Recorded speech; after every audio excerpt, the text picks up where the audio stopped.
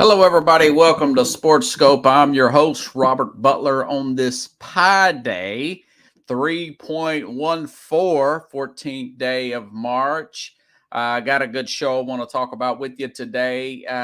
Updates on Aaron Rodgers, Lamar Jackson, two of the biggest moves probably left to be made in the NFL all season. If you ask me, now there could be some other ones. You never know. There's always a surprise. Now, as far as I know, as far as I'm reading, everybody is essentially under the cap. Now, the new year starts tomorrow. The new year will start tomorrow in the NFL. Technically, free agency will begin. I do expect a lot more cuts, a lot more trades, a few more restructures. For instance, I'm out of Nashville, and the Titans have guys like Derrick Henry. He's a $16 million cap hit. Dallas has some good news from Dallas, by the way. Ezekiel Elliott, he's the highest cap hit, also a $16 million cap hit. Guys like that, Ryan Tannehill, $36 million. Expect some things to be done there. But we'll go ahead and get our first and only break out of the way, and I'll be back in exactly 49 seconds. We'll hit the ground running here on Sports Scope. Hello, Sports Scope followers. The program has seen tremendous growth since going 5 days a week. I just wanted to thank everybody for your cash contributions and sharing the program with friends and families. Just a reminder, if you want to contribute to the program, go to the Cash App, the cash sign, and Sports Scope. There are other ways to contribute to the program listed at the bottom of the screen. If you want to advertise on the program, go to sports, that is sports with an S, another S, scope, SKOPE, at gmail.com, just like it's listed at the bottom of the screen. Thank you and enjoy the program. Righty then, now I'm live here on All Leaks. I'll say this. Also, I want to make some announcements now. Tomorrow, around the 8:30 Eastern mark, 30 minutes into the program, give or take a minute or two, I'll have Keith Engle on. I was going to ask him a little bit about free agency, but also going to get his thoughts on the Final Four. I guess I'll probably give you my Final Four prediction tomorrow. One breaking news, little tidbit. I'm definitely going to take Alabama from what they've been playing as of late. But I'll give you my Final Four. But I'll have Keith Engle on. We'll discuss it here on Sports Scope. And I'm going to get some questions from him. And then Thursday, there will be a recorded interview that I did with the founder of Let's Talk Sports, Dan Dave Harris. So anyways, got a lot I want to talk to today. Yeah, Carlos, I know Darren Waller was traded to the New York Giants today, but let me start off here. In life, whether you're applying for a job, trying to get a date with the male or female, where you're in some type of business transaction, whether like I used to sell real estate, not very good at it, but there were some general rules to those type of things in life. Essentially, and I tell friends this when I'm trying to mentor people or I'm trying to, look for some information myself or be enlightened by something, is see something through somebody else's eyes as if you are them doing the deal with you.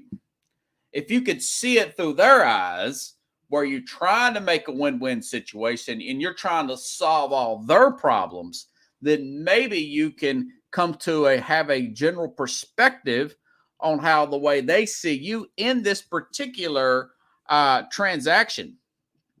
Whether you are talking about the Aaron Rodgers decision, whether to go to the New York Jets or not, or mainly the Lamar Jackson situation. And that I think that's where I'm going to start at. So Lamar Jackson on Twitter and Instagram, whatever, through social media, he disputes a report, according to Adam Schefter, that he's turned down $200 million. And he's tweeted out that it was a $133 million contract, 3 years fully guaranteed. Now, that is more than Kirk Cousins got for a 2-year deal, right around 80 something. Now, it's not the 200 and something 32 that the Cleveland Browns gave to obviously Deshaun Watson. But think about it this way. Look at it through the organization's eyes. You know, Peter King from used to be of sports. I think he's from MLQB.com, but he's a Hall of Fame writer for the Pro Football Hall of Fame. And he's also Sports Illustrated guy since the early 90s, my whole life, pretty much, since I've been following the NFL. And he says, this guy's another one of these big pro player guys, Peter King. And he says he hasn't played in December in 2 years. The last 5 games, that's when the games are the most important. He said, you know, Lamar Jackson has missed. And he also says he averages 10 carries a game. That is more than some second running backs. And some offenses, that is more than the lead running back, more than 10 carries a game. But you have to be available in December. That's crunch time, man. That's when you're trying to get playoff positioning. He's missed 34% of his games. So you got to look at it from that perspective. Here's another perspective that he should look at. You know, obviously, I've talked about this, and he's aware of this, that his leading receiver, number 1 draft pick, Hollywood Brown, wanted to get traded, did get traded, okay? The team had a hard time bringing in free agents. They took less money to go elsewhere. Those are also some facts with the Lamar Jackson thing. So if I'm Jackson, I'm 25 years old, you give me a 3-year fully guaranteed contract, I'm only 28 years old when I'm done with that, you know? So I have to look at things through the organization's eyes, and I got to tell myself, you know something? I probably wouldn't give me, here's a personal thing. People come on here all the time. Some of these former players, some of these semi-pro guys, they send me messages and ask me to represent them as an agent. I've had a lady that I work with ask me to rep her son as an agent in basketball. And you know what I told him? I said, I wouldn't hire me because I don't have any experience in that. You know, plus I had obviously I'm doing this program. It's taking a lot of my time and energy, and I want to master this. I understand time spent is a big deal. If you want to become great at something, you got to put in the bleeping time. That's another story. But also got to look at, would I hire me? No, I wouldn't hire me as an agent. I don't have any experience as an agent. I look the part. You know, there's a lot of guys that look the part as an NFL, got the suit on. I know a lot about the sports. I can crunch the numbers. I don't have a legal background. I don't have any experience. I wouldn't hire me. So, of course, I'm not going to tell people that. But if I'm Lamar Jackson, you got to think, man, if I own the Ravens, I win the MVP in year 2, but in year 3, I'm hurt in a playoff game. Year 4 and year 5, I'm missing 34% of my games. I'm not finishing the season. So why would I spend my money on me if I'm not even finishing the process in a season that you simply have to those are crucial times. There's only 17 games in a season. You miss 5 of that, that's a third of the season. You know, that's a big deal. And I'm going to talk about a story in the NBA right now that the NBA Players Association proposed that players the NBA PAs proposed this to the NBA as far as getting awards like MVP and stuff, that a player needs to play at least 58 games. So you got to look at this if you're Lamar Jackson and say, you know what, maybe I don't care if I've got to work with high school kids, if I got to fly the guys in. This is what Brady does. Now, Rodgers didn't do this last year, but I'm gonna get to him in a minute. I've got to work on timing routes. I've got to up my passing game. I don't have to set all the passing records. I'm a world-class athlete, but I got to complete third down when they know I have to throw. I have to make that throw. Only way I'm going to do this is go down here in South Florida where I'm from and work on this day and night till I master it. He's mastered getting his physique up and his built, his lifts and stuff, but that's not what they want you to master. They want you to throw a guy open. You don't have to be a world-class passer. Remember, we talked about Steve Young the other day. Steve Young had the same type of offer, a non-exclusive franchise tag in 93. And guess what? Nobody signed him. He signed back with the 49ers. He did go on to win the Super Bowl. He won the Super Bowl. I don't know if that motivated him or what. A year later, they went on and win in 94, 95. And to Steve Young's credit, another running quarterback, he had one of the greatest Super Bowls of all time. So it's just, 5 touchdowns. He hardly missed. Now, I hated the 49ers, but man, he tore that San Diego Charger team up, led by Junior Seau. He tore them a new one. But that's what, if you're Lamar Jackson, you got to look at stuff from that perspective. And then he says, well, then people tell me I need an agent. Yeah, you do need an agent, man. Then I realized that I thought it was 10%. It's 3%. You're costing yourself this much heartache over 3%. I thought that's like getting a realtor. You know, I've been a realtor and I've sold houses as an owner, and I'm telling you, it is a pain in the butt. I'm gladly play that 3%. I'll gladly play that to not have to deal with the customer and answer every single stupid question that they got and call you all hours in the night. That's why I wasn't really a good realtor. You see what I'm saying? That 3% is not, I thought it was like 10, 12%. That's why I thought players are moaning and groaning about having an agent. Like 3%, that's nothing, man. That's nothing. You can chill. You can go play golf. You can go play other sports. You can go play video games. And you're not worried about people calling you about nonsense. And it's business at different odd hours. Agents, Drew Rosenhaus carries his phone to the shower with him. Famous, he's a super agent in the NFL. And he's built for that. I'm not.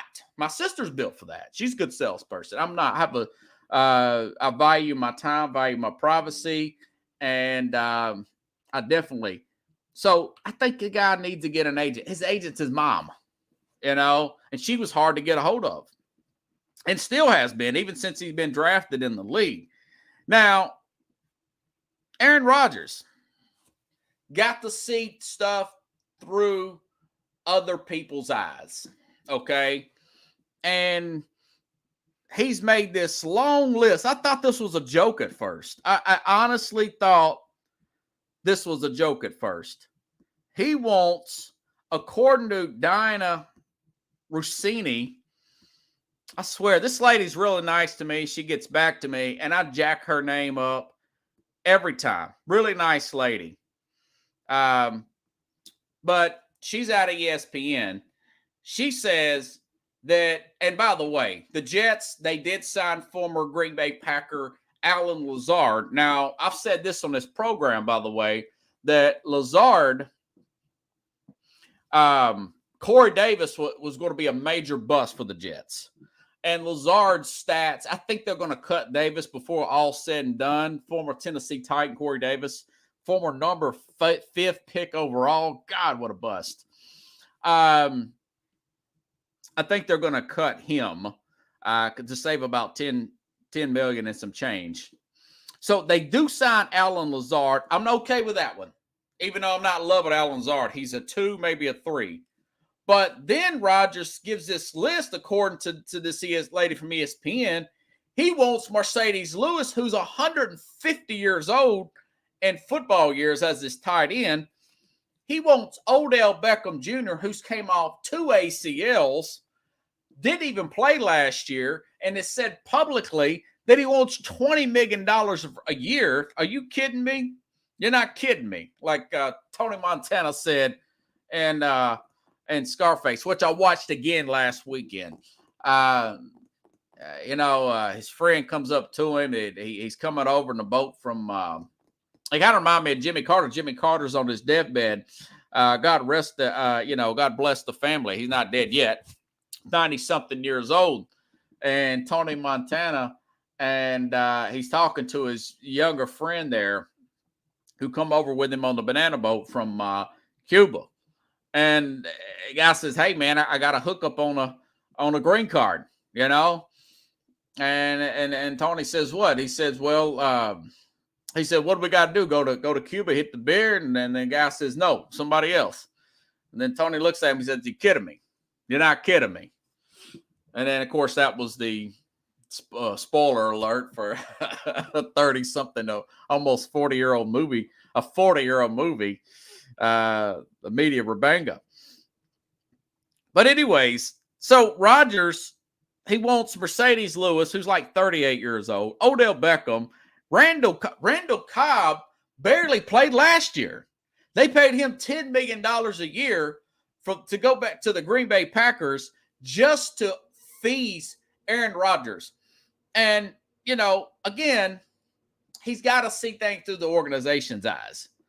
I mean, and now he's saying that, and maybe, the art of negotiation, you ask for more than what you want. The Jets did sign Allen Lazard today. They haven't signed Randall Cobb that I know of. They haven't signed Beckham or Mercedes Lewis. So, and he's going to come on the Pat McAfee show tomorrow and make an announcement. So maybe he's going to go to the Jets. So the Jets, you got to think how humiliating that you could be. You're listening to a 40-year-old quarterback who could retire at any time, and you're going to take on a $60 million salary there that we know of. We don't know how much he's going to go where. And you're going to let him dictate these kind of terms. That's low self-esteem.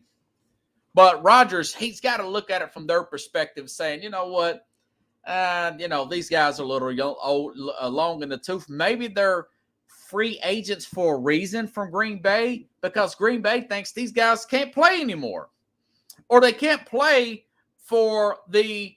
And of course, Odell Beckham's a free agent. They can't play for what they're being asked. And I understand that Brady did that with Tampa.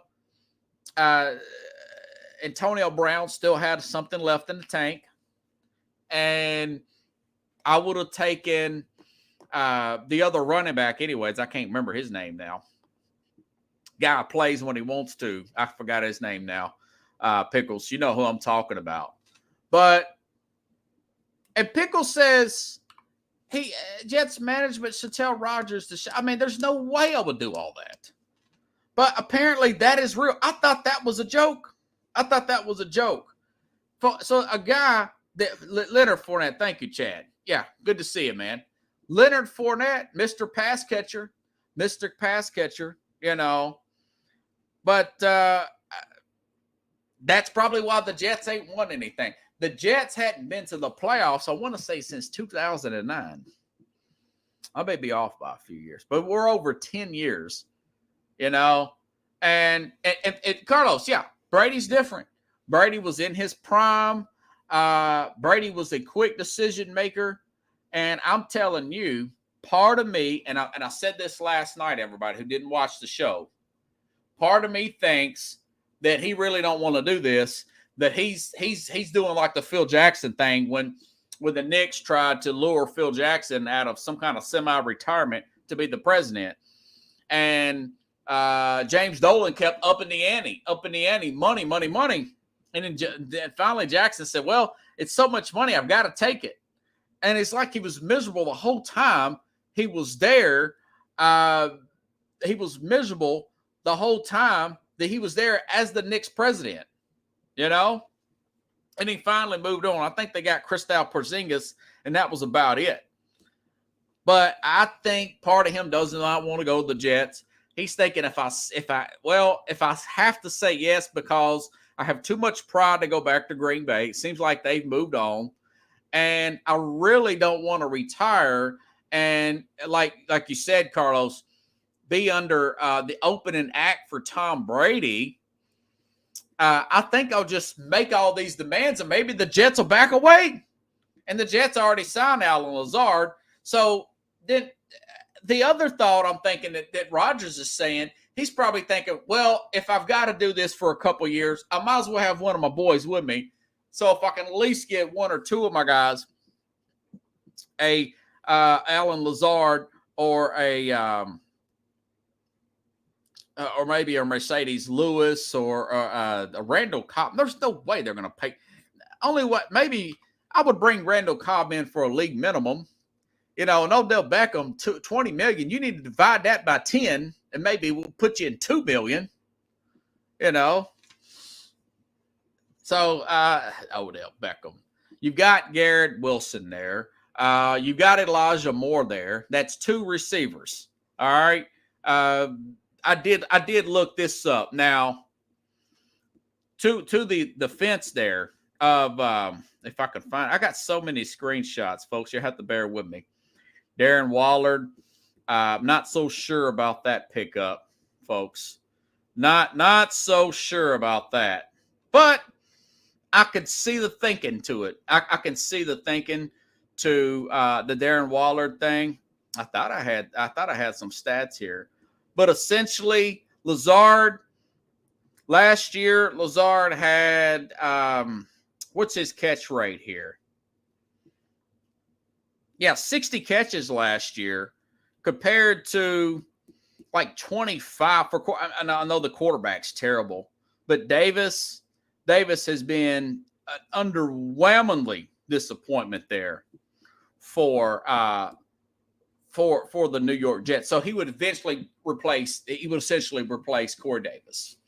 And somebody will pick Corey Davis up for the right amount of money. Still a pretty good athlete. But it's just a little bit above the league minimum there.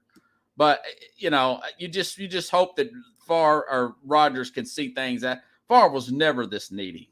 He was never this needy. And I was always been a big Aaron Rodgers guy, but man, come on, man. Like Chris Carter would say. Okay, a lot of people's curious about this one.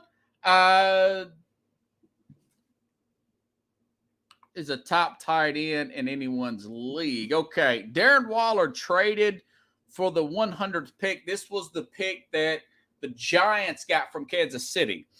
So that's the end of the 3rd round for Kadarius Toney. Toney turned out to be a pretty decent pickup there for the Kansas City Chiefs there for about $10 million. A 30-year-old looking for targets for Daniel Jones, even though it's a deep and talented draft there, folks. And Waller has an injury history. He looked great in 2020. He had 100 catches. But I think what we do, I do this as a fan of the league. Sometimes we get caught up in the past and we don't really pay attention to the present. I've done this. When I've had a player that has absolutely killed it for me. By the way, so his cap hit they're going to pay him about $10 million roughly.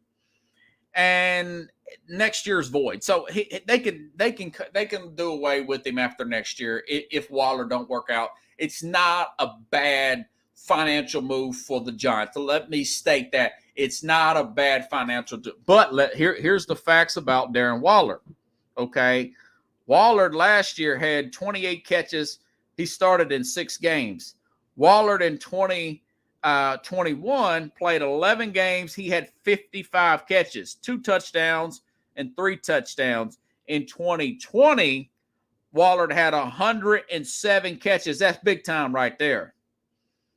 He had 107 catches in 2020. In 2019, he had 90. So you cut the catches in half, in 21, and then you cut him in half again in 22. So you're really looking at the guy from the 21 and the 20 season thinking you got that. And the truth of the matter is you're getting a guy whose play has deteriorated.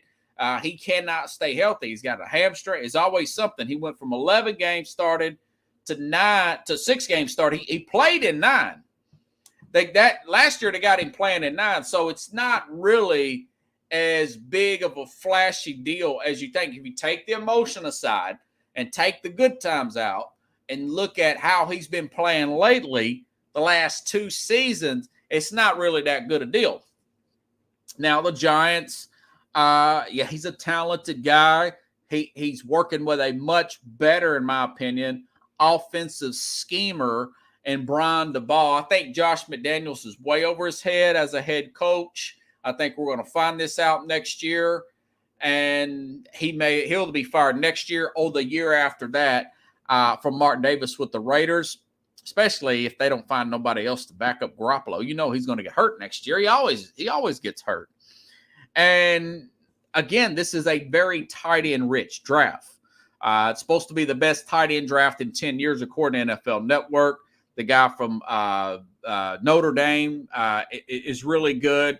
The Utah guy's pretty good. That's what I'm reading and hearing, that is a very good tight end draft. Remember, they let Evan Ingram go, and he ends up getting the franchise tag from Jacksonville. So a lot of that was scheme and getting players open. Hopefully, for Giants fans' sake, they have needs in the draft. Maybe they simply do not want to take a tight end that early. They need cornerback play. They need help at linebacker. So I guess my thing, and wide receiver, obviously, there's wide receivers you never heard of on the Giants. I know Shepard's okay, and I don't even know he's under contract. Some guy named Hodges. So I think that they're really going to try to upgrade that skill position, but I wouldn't get too excited about Darren Waller. What I'm really trying to say is, if I'm a Giants fan, you want to bring in some insurance there, Carlos, to help out, because I don't know if he can finish the season. We went through this in Tennessee. I thought a change of scenery would help Julio Jones, although he's missing games constantly with the hamstring injury. Tennessee gives a second-round pick, pays this guy $15 million. He does nothing. He does the same thing he did in Atlanta. He cannot get over that hamstring injury, and he was on the back end of his career.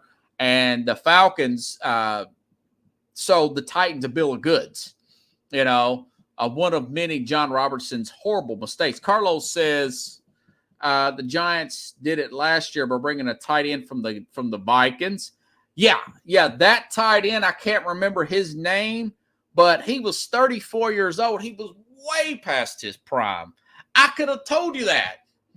I could have told the Patriots not to sign Jonnu Smith to $31 million guaranteed. I could have told them that.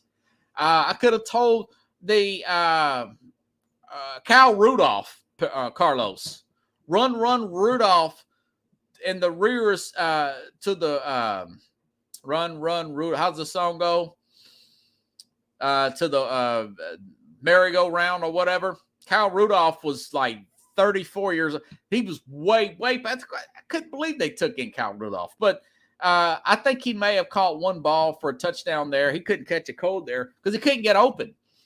And I like Waller, but people are hung on to and maybe he's a touchdown maker. Like Pickle says, he is 6'6", 235.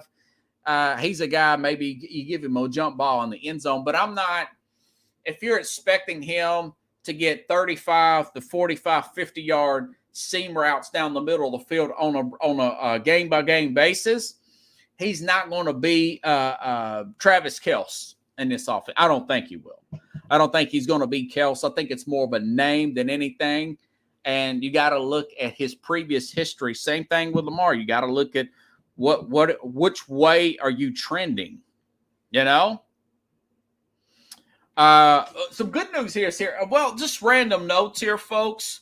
Michael Thomas here, recruited by Derek Carr. It is official now. Michael Thomas expected to stay with the Saints on an incentive-laden one-year deal to keep him in New Orleans. And breaking news, the Saints are under the salary cap. You know, if you want something bad enough, you can make it happen. The Saints the last few years have been $50, $100+ million over the cap. They go out and get a veteran quarterback, and they're going to win the South, by the way. Should be favored, will be favored to win the NFC South. They've got Michael Thomas and Chris Olave. Now, I keep hearing, I did hear that their running back there, who's probably going to get suspended, restructured his deal there. God, these names are slipping my mind. Either way, they're under the cap. They're going to be fine.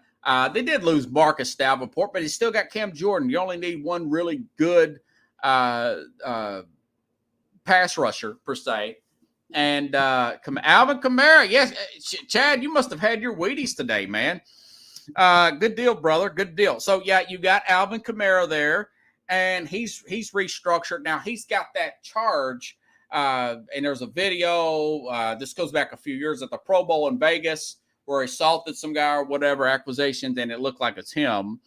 And he may get suspended 4 or 5 games next year. So they don't know how, but either way, he has renegotiated. So you're looking at Derek Carr. I think the Saints are going to be in good help. Thank you, Chad. Appreciate it, buddy. Appreciate it, man. That's why I'm showing you love, man. Chad Collins to the rescue, man. Okay. Now, let me go back to my news and notes, because when I get off my notes, I get a little crazy here. I start freestyling here and get too far off. Okay, Matt Ryan cut today. Now, this is my thing about signing average quarterbacks to big quarterback money. You know, this, what do you call it? Marketability, in air quotes, franchise quarterback money. You look at a guy like a Matt Ryan, for example. He was cut today. He was cut today by the Indianapolis Colts. And I want to see where I can find this at. Okay, here we go. Spot Track says the forthcoming release of Matt Ryan will leave behind $18 million in dead cap money, including $12 million in cash, freeing up $17 million in cap space for the Colts. And Ryan will hit the open market, having earned over $303 million in his career. Matt Ryan, you know, and you look at this and you say, okay, wow. Matt Ryan, let me see if I can find his stats here. I looked at some of his play here over the last few years. Okay, for example, Kirk Cousins, the definition of an average quarterback. Guy couldn't play in primetime at one time. Kirk Cousins last year, 29 touchdowns, 14 picks. At 21, 33 touchdowns, 7 interceptions, 35 touchdowns, 13 interceptions. Matt Ryan last year, 14 touchdowns, 13 interceptions, 20 touchdowns, 12 interceptions, 26 touchdowns, 11 interceptions. His best year, I want to say, was it 16, folks? 38 touchdowns, 7 interceptions, wins the MVP that year. So that's one really good year, okay? And the rest of it is just a bunch of mediocrity. But this idea that you have, the Falcons are still recovering from that contract. So they shipped that headache. They took him 2 years to recover from the Matt Ryan contract. And the Colts, they're taking on some dead money from the Matt Ryan contract. You look at Matt Ryan's fourth quarter rating. I mean, just horrible. I mean, not just that Super Bowl. Like I said, I followed a lot of fantasy football, watching those red zone games. Falcons up 17, Falcons up 22, Falcons up 24. And then the fourth quarter, you're looking Falcons up 7, Falcons up 4, Falcons down 3, Falcons miss game time field goal, blow another lead to the Tampa Bay Bucks, or blow a late second field goal to the New Orleans Saints. But since he has, he's a starter for you. You put really good weapons around him. A young Julio. Remember, he had Roddy White up there, and he had always a good Mike Smith. Had a good running game under Mike Smith. Good defense. Although late in his career, had a Tony Gonzalez. And the guy was always just an average quarterback. I mean, and it just that goes to show you, like what we've been talking about before, is paying average quarter like Ryan Tannehill. The Titans sitting up there with $36 million cap hit next year. And I was telling the guy at work today, do you want to be 8-8, or do you want to be 12-5 and have a shot at the playoffs? But you can't pay him $36 million cap hit and expect this team, Ryan Tannehill, to be in the AFC Championship Super Bowl playing hunt. They got to the AFC Championship game when they're paying him $7 million. Once that contract really hit, there, you started to see, I think he did really well that one year. I think his cap hit was pretty high. That year they made it to the Super Bowl of 28-3. But you see things start to go downhill after that. And only thing that's going uphill is that cap hit that this guy has on this team. Same thing with Kirk Cousins. They made the playoffs this year. Yeah. And they're about 30th in defense. Now he's restructuring his contract, Kirk Cousins, to make Minnesota competitive again from that side of the ball. They fired their defensive coordinator. Oh, it's his fault, man. I don't know. Maybe Kirk Cousins is eating 15 to 20% of your salary cap, and he's an average quarterback at best. He doesn't need to make over 12% of the day. He's not Patrick Mahomes, who won the Super Bowl at 15% of the salary cap. Nobody is. Tom Brady never made over 12.6% of the salary cap. Big part, not the only reason, but a big part of why he's got 6 rings right now. But Matt Ryan, $300 million for Joe Average is just, Pickle says he was lousy on the road. I mean, just an absolute choke artist. And I've never seen a guy that'd be so casual about losing the game because he knows that he's getting his $25 million average per year. He don't really care. But it should be a lesson learned. And we're talking about quarterbacks and overpaying guys. It's a team game. It's not it's a hard cap league, and it's something you really have to think about as an organization. Do I really want to pay this kind of money and strip this team down to the studs? And most of these quarterbacks, maybe 5 are worth it, 4, 5, 6. Well, there's 32 teams. What are you going to do for the other 27? And I think one of these teams, and to a certain extent, the Commanders, then the Redskins, they didn't pay Cousins. They finally stopped paying him. They got to the playoffs a few times afterwards. They didn't win it. But I would rather do that than overpay for a guy I know that's going to bring my team down, that is average at best. One of these days, and it's going to come sooner or later, a team's just going to let these guys go after 4 years because the 5th-year option goes up pretty high. They're going to let these guys go and keep their roster strong, and somebody somewhere is going to win a Super Bowl. That's one of the reasons why the Eagles were so good, because Jalen Hurts was on a rookie contract, and then they got all the way to the Super Bowl there. And Stafford, his cap hit wasn't that big in that Rams year. Now, it was this past year. See what happened to them then. They were a total disaster. And they're reworking their team because of that.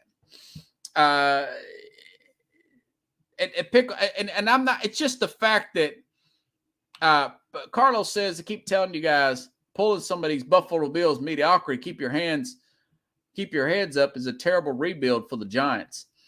Well, I think they're going to find out. They might not find out this year, Carlos, but like I had you on the program on Friday, they're going to find out. They're going to have some serious – this time next year, they're going to have some serious decisions to make. And it's probably going to be, hey, look, Daniel, we're going to have to restructure you, man. We can't pay you $45 million because the cap hasn't went up that much. And, you know, if they could do it in the next CBA, give the quarterbacks a separate salary cap, or have one player that does not count against the cap, I'm okay with that. You know, I'm not okay with like just destroy. I want everybody to get paid. I want Lamar to get paid. I want Aaron to be happy. I want everybody to get paid a gazillion dollars. That's cool with me. But it is a hard cap, you know. And if the idea is to win, it's not to pay your quarterback over 15% or 12% of the cap if you want to win. That's what the statistics say, other than the one outlier year this past year with the Kansas City Chiefs there, folks. All righty then. Other news and notes. Okay, Dallas. Good news for Dallas. Dallas did a good move. I'm quick to throw Dallas under the bus, and rightfully so. You got Jerry Jones and his, vanity. Is that the word for it, I guess? His vanity, his narcissism, his ego, whatever you want to say. They did pull off a good trade today. 5th round pick for Stephon Gilmore. Now, Gilmore's 33. I went back and looked at him because the Colts were bad last year. And, you know, he's still considered, according to Pro Football Talk, between a 6th and 7th ranked cornerback in the NFL. Now, you put him opposite of Trayvon Diggs in this Dan Campbell defense, they're going to be pretty good. They're going to be pretty good. And plus, they got a 2-year deal out of Leighton Vander Esch. That's also good for the Cowboys. Now, they did tag Tony Pollard, and they got to do something with Ezekiel Elliott. You know, he's the highest cap hit for a running back.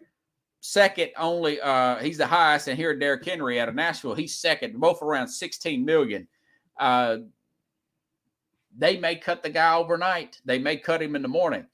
They're going to have to do some serious restructuring in there. And I like, contrary to what the other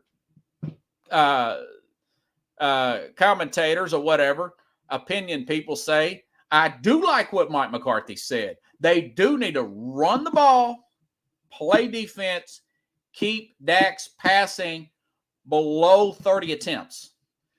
When you do that, they're like 17-5. And they're below 500, I want to say. They may be above 500 this past year. They're below 500 when he passes over 30 times. Run the ball, play defense, play action.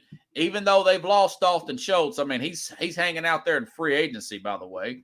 Dalton Schultz, Mike Krzyzewski, they have a good backup behind him, according to Jim Jeffcoat, who sees the scene personally and watches them practice, that I go on her Mac, Jack, and Jim show on Sundays. Jim Jeffcoat says they've got good backups there at tight end. Plus, again, it's a deep tight end draft and one of the best ones in 10 years. They can probably buy one, but the backup there is supposed to be really good behind Dalton Schultz. So they let Dalton Schultz walk. They need to run that ball. And I know Odell Beckham, that there's talks of him going to Dallas. I wouldn't pay him $20 million if my life depended on it. I said, well, your life depends on you going to pay Odell Beckham $20 million. I said, well, go ahead. I know, Jesus. Go ahead and take me, man, because I'm not going to pay Odell Beckham $20 million. And maybe he'll wake up. So maybe they pick up a receiver there in the draft. They probably made a mistake getting rid of Cooper, but Jerry overpays everybody. You know, if he likes you, he'll pay you twice of what the market value is. That's what the problem was with Cooper. That being said, I love the Stephon Gilmore deal here. I love their pass rush. Micah's going to be really motivated. Now, that's the guy's worth the money. If you got to pay him big, that's a guy you want to pay big money to when he's eligible. I think he's in, year 3, Micah Parsons. But you want to run that ball, play action, play defense. If you can't run it at one way, try to run it another way. Mike McCarthy, I think they're going to be surprisingly good, even though I know that Dak's cap hit is really bad. Good. That was good. That was a good news story there for the Dallas Cowboys.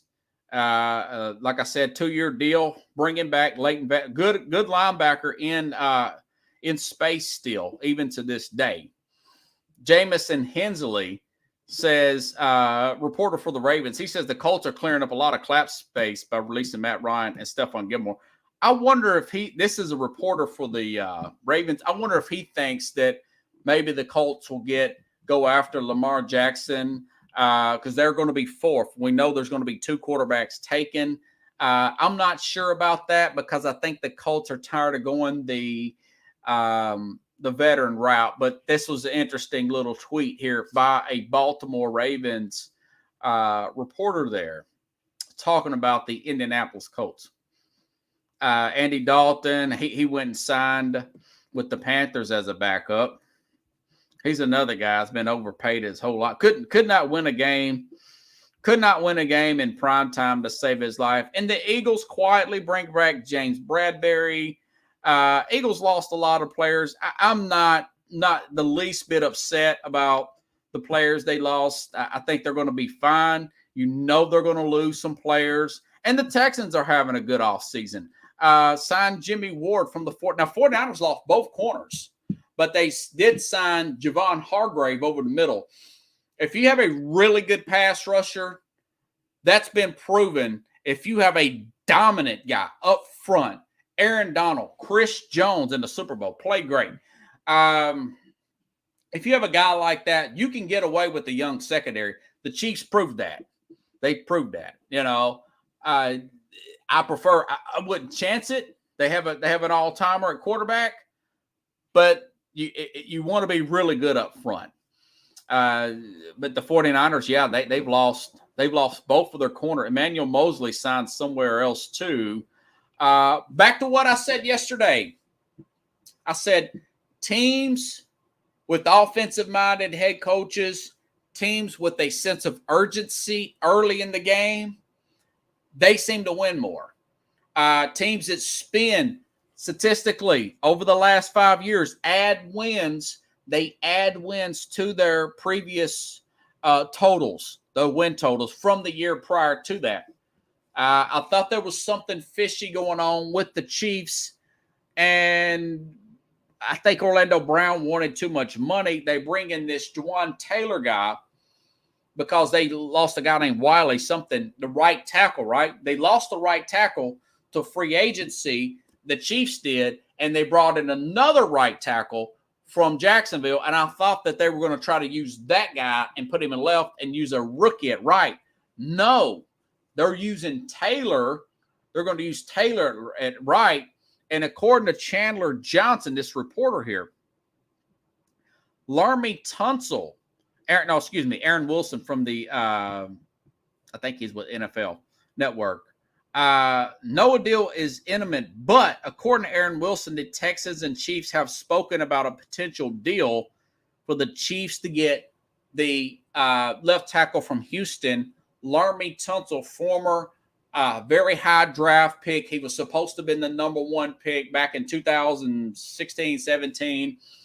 And remember, he had the gas mask. He had the gas mask. It looked like a weed mask. His draft stock fell a few spots. He goes to Miami. Later, the Texans trade for Tunsil, give him an extension. Now he wants another extension, wants to break it. But according to Pro Football Focus, he's a very good left tackle, much better graded tackle than Orlando Brown. The Chiefs are not sitting on their hands. They take and they want to put money in that offensive line. You said, well, they got an all-timer at quarterback. Well, who they play in the Super Bowl? Oh, they played the Eagles. Eagles had high money, a whole lot of money invested in the offensive line. The Eagles also had the highest rated offensive line pretty much from week 1 all the way to week 17, by the way. Jason Kelce, Travis Kelce's brother, he's coming back. That's a big sign of relief for Philadelphia Eagles. Teams that spend money traditionally, more money on the offensive line wins Super Bowls. Kansas City had a $16 billion franchise tag on Orlando Brown alone. Not to mention all the money spent in the offensive line. Lane Johnson making a lot of money from the Philadelphia Eagles. Teams that try to go cheap there don't make the playoffs via the Pittsburgh Steelers. They've been trying to fix their offensive line for 3 years. That's why I'm getting on the Tennessee Titans. I'm out of Nashville. They get a guy who could not break the starting lineup with the Eagles. And the people around here in Nashville, because they're listening to sports talk radio and not Sports Scope, which I'm 10 times better than these local clowns. They're going to be okay. Yeah, I say, yeah. They're sitting on their hands because they have a defensive-minded head coach. As of today, I'm disgusted with what they're doing because you're not going to win. If you got to invest in the offensive line in the NFL, if you want to win in the 2020s, okay? In the 2020s. That's one thing people didn't underestimate. And that you can ask Keith this. The best offensive line coach in all of football was up there, that Skarnitsky guy for the Patriots. He's one of the best. He's like a legendary offensive line coach. You pay those guys and you pay your offensive line. That's a position you cannot poo-poo, you know? And I know that not unless you got an extremely good eye for talent like a Jimmy Johnson. But in these modern day times, that's a unit you cannot poo-poo. You have to put the money into. You have to put the proper coaching into. And you have to retain it if you can. If you can. Yeah. Bucks and Games, best game of the season. Yeah, Carlos went with the NBA there. Okay, I do have an NBA story, though. I was going through all my NFL notes, and I want to make sure I had everything. All right, so there is an NBA story here. Okay, according to The Athletic, the NBA, let me make sure I got this right. The NBA Players Association, and this is the Athletic Sharm Sharamian. Sources say that the NBA PA approached the league with the idea for Friday's meeting surrounding player availability and constitutes agreed that appreciated the union's response for a fresh discussion. The league union, essentially what they're saying is that I got a little ahead of myself. The NBA Players Association are in advanced discussion on a new CBA, and the two sides are getting closer to agreeing on a player playing a minimum of 58 games to qualify for any awards.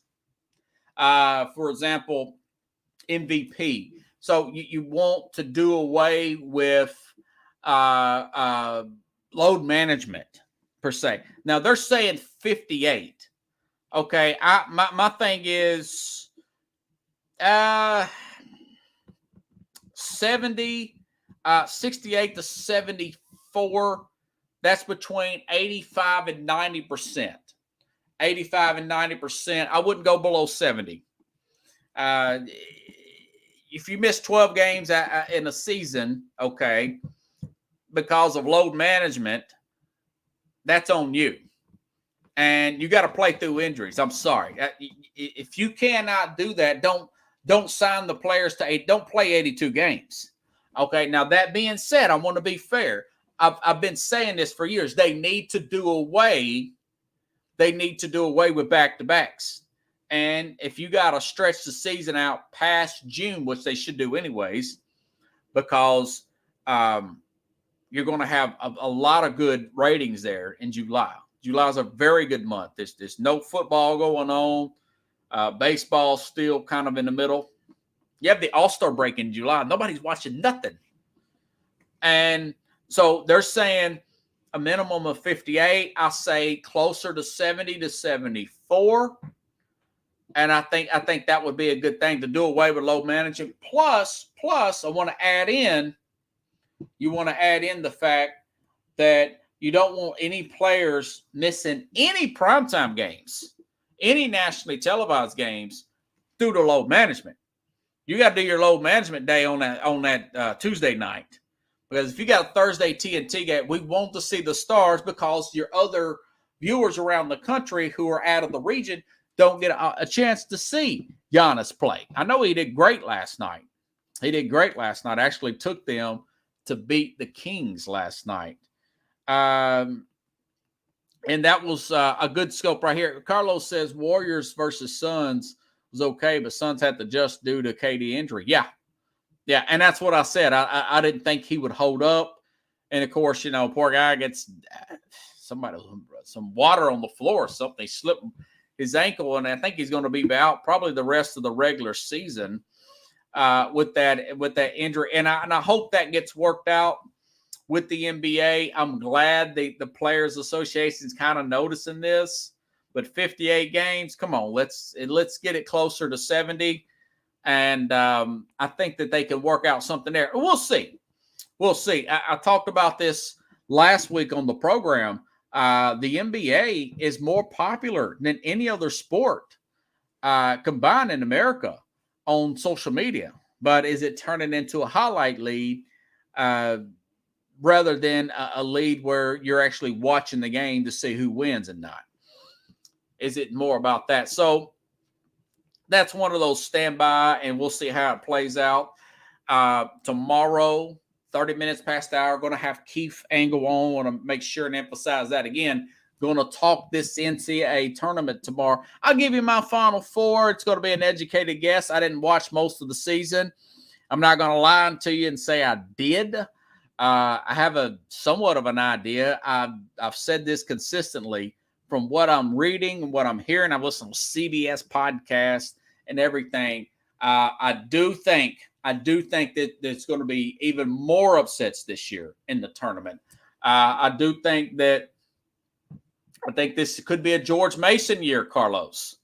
I've said that. I think somebody's going to make it that's not a one or two. I have no idea who that's going to be. Somebody's going to make it. And I've actually did a couple brackets, and I still haven't left out a Cinderella. That's what I want to ask Keith Angle about. I know he keeps up with college still pretty diligently, and I'm going to have him on 30 minutes after the hour tomorrow. Got a good audience there on Facebook. And Carlos, the Nets have won 3 in a row. The Nets have lost everybody. Carlos, I wouldn't get too excited about that. Man, you must be Chad Collins, did Lamar turn down 3 years? Yes, that's what he tweeted out. And my whole point to that, Chad, was his listening earlier is he could have played that out, worked on his passing game, and got another contract. He would only be 28 years old. That's more than Kirk Cousins got a few years ago with the 2-year, 80-something million. The reason why, I don't know why he didn't turn that down, but you got to look at it from their perspective, the Ravens. He's missed 34% of his games the last 2 years, and he's missed them at the worst time in December when you're working for playoff positioning and you're actually in the playoffs, the way Jim whatchamacallit said. So, yes, that is a real story because I follow Lamar on Twitter, and I actually I don't know what he was thinking there. He's thinking with a sense of pride and ego. He needs to take the emotion out, and that was the whole theme of the show. See things through their eyes, not see things through your own eyes. Have perspective, But anyways, Pickle says if you represent yourself, it's 3%, man. I don't know. Carlos come up with some crazy 20. It's every time everybody I hear from and read about says it's 3%. That's nothing. I paid the agent 3%. So anyways, have a good night, guys. Please share the show. Chad, if you can, please subscribe to the Sports Scope YouTube. The word sports, the word Scorp YouTube channel there. I've only got 25, but I will say this. I want to thank you all again. My views have went way up. I used to only get 5 or 10 views on my YouTube. Now I'm up to I think I had 90 on one of my shows on YouTube, and YouTube's hard to get going. So I want to thank you all. Please subscribe to that, and please like the YouTube and share this on Facebook as well. This stuff costs my time, and time is money. So I want to thank you, but please do that. That's all I ask. Like it on YouTube, share it, retweet it when I put it out, and same thing with Facebook. And hey, listen, if you're working, if you miss something, you can download this show, Spotify, Apple. It's also going to be a podcast that way, and it's a video podcast. Listen to it while you're working. I listen to my show all the time, make sure I didn't miss something to regroup. I will listen to several shows on Spotify while I'm working. So I'll see you tomorrow, folks. Same place, same time here on Sports Scope.